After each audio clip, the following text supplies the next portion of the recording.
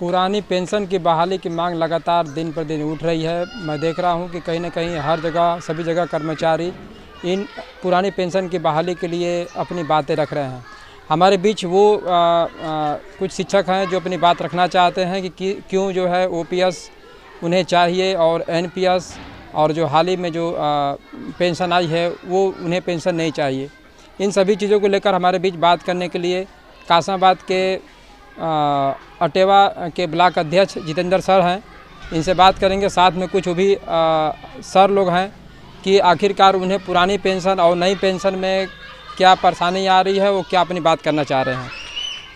Sir जी sir, आज के दिन आप लोग मालूम चल रहा है कि ज़िले पर जाकर अपनी बात रखना चाह रहे हैं और पहली बात कि आप लोगों ने काली पट्टी बांधी हुई है। जी सर, क्या कुछ सर बताना चाहेंगे जी इसके बारे में? सबसे पहले तो मैं जो भी यहाँ पे मीडिया बंधु हैं, मैं आप सभी लोगों का आभार व्यक्त करता हूँ। मैं अटेवा एनएमओपीएस की तरफ से आज चूँकि पूरे देश में एनएमओपीएस के बैनर तले जो कि राष्ट्रीय अध्यक्ष हैं विजय कुमार बंधु जी, उनके आह्वान पे पूरे देश में जितने भी शिक्षक कर्मचारी अधिकारी हैं यूपीएस और एनपीएस का काली पट्टी बांध करके विरोध कर रहे हैं और मांग कर रहे हैं सरकार से कि नहीं, हमें हूबहू पुरानी पेंशन बहाल की जाए। हमें वही हमारी बुढ़ापा की एक लाठी है, सहारा है। और इसके लिए आज पूरे देश में सभी शिक्षक कर्मचारी काली पट्टी बांध करके एनपीएस और यूपीएस का विरोध कर रहे हैं। और आज शाम 4 बजे सरजू पांडे पार्क गाजीपुर में उपस्थित होकर डीएम के माध्यम से एक पत्रक दिया जाएगा जो कि माननीय प्रधानमंत्री जी से आग्रह किया जाएगा कि हमें जो है यूपीएस और एनपीएस जो कि शेयर मार्केट पे आधारित है, हमें ये चीज़ नहीं चाहिए, हमें पुरानी पेंशन चाहिए।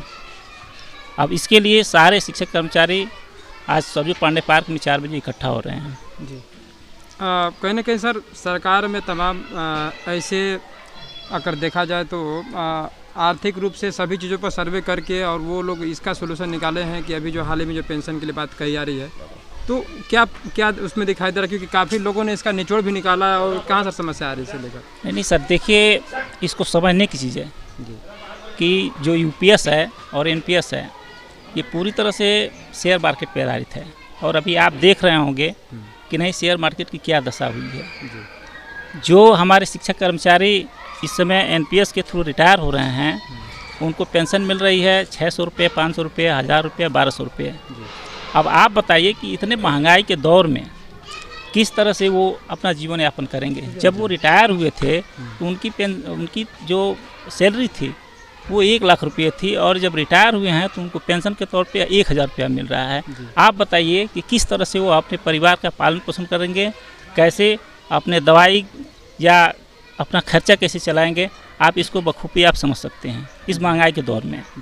दूसरी बात यह है कि देखिए जो ओल्ड पेंशन होता था उसमें जो शिक्षक या कर्मचारी जो रिटायर होते थे तो उनके सैलरी का 50% जिसमें डीए भी इंक्लूडेड होता था वो मिलता था।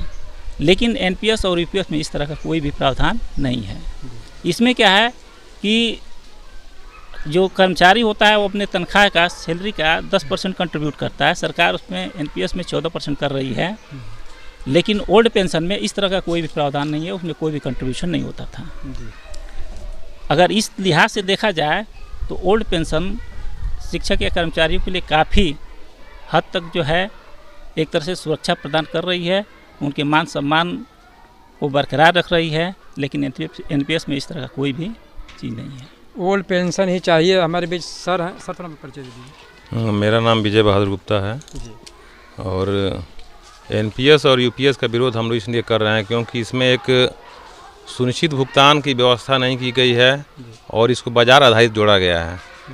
इसलिए बुढ़ापे के समय में किसी भी व्यक्ति के एक निश्चित आय की व्यवस्था न होने से उसके लिए उसको दिन को काटना बहुत मुश्किल होता है। इसलिए हम लोग एनपीएस और यूपीएस दोनों का विरोध करते हैं और ओपीएस की मांग करते हैं सरकार इसको जल्द से जल्द लागू करें। धन्यवाद। सर क्या कुछ आप सर कहना चाहेंगे? जी, मेरा नाम राकेश कुमार त्रिपाठी है। मेरा यही कहना है कि एनपीएस या यूपीएस में मैं आश्वस्त नहीं हूँ कि मुझे कितना पैसा मिलेगा। सरकार इतना फॉर्मूले और इसके बीच में उलझा दे रही है कर्मचारी को कि एक पक्का जैसे मैं रिटायर होऊंगा अगर मान लीजिए 20 साल 30 साल बाद, तो मुझे एक दिमाग में होना चाहिए कि इतना पैसा मुझे मिलना है। तो ये जो आश्वस्त नहीं हो पा रहे हैं हम, तो इससे हमारा जो भविष्य है वो अनिश्चित है एक तरह से रिटायरमेंट के बाद। और उस समय हम कैसे अपना खर्चा चलाएंगे, सब कुछ करेंगे, कई सारे सवाल खड़े होते हैं। तो इसीलिए हम इस एनपीएस और यूपीएस दोनों का विरोध करते हैं और ओपीएस की मांग करते हैं। जी आप सर क्या कुछ कहना चाहेंगे? जी मैडम जी, थोड़ा सा इधर आ जाइए। जी मैडम जी, हाथ में काली पट्टी बांधे हैं आपने भी। जी सर, हम एनपीएस का वो ओपीएस का सर वो कर रहे हैं कि मैं ओपीएस चाहिए। मेरा नाम चांदनी यादव है। जी, यानी बुढ़ापे की लाठी चाहिए आपको? हाँ सर, बुढ़ापे की लाठी चाहिए हमें। बिल्कुल भाई, बुढ़ापे की लाठी चाहिए। और सर? हाँ सर, ओपीएस चाहिए। इसका कोई सलूशन है नहीं समझ में है। बताइए इसका नियम क्या बना है और आ क्या रहा है। 1 लाख रुपए तनख्वाह है, आ रहा है 600 रुपये 500 रुपये पेंशन।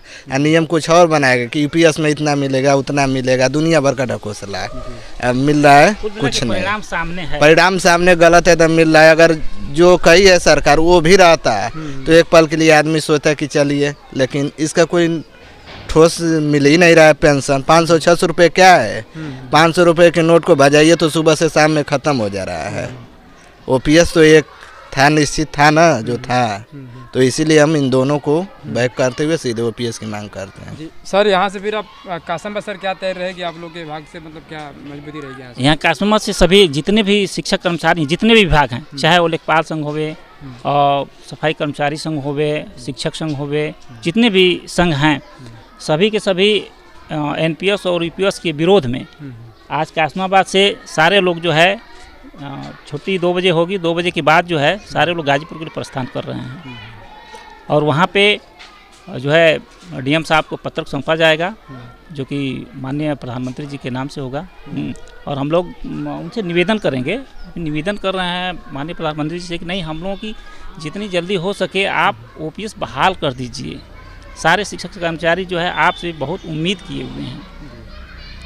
चलिए, लगातार मैं यहाँ से पुरानी पेंशन की बहाली को लेकर जो खबरें आती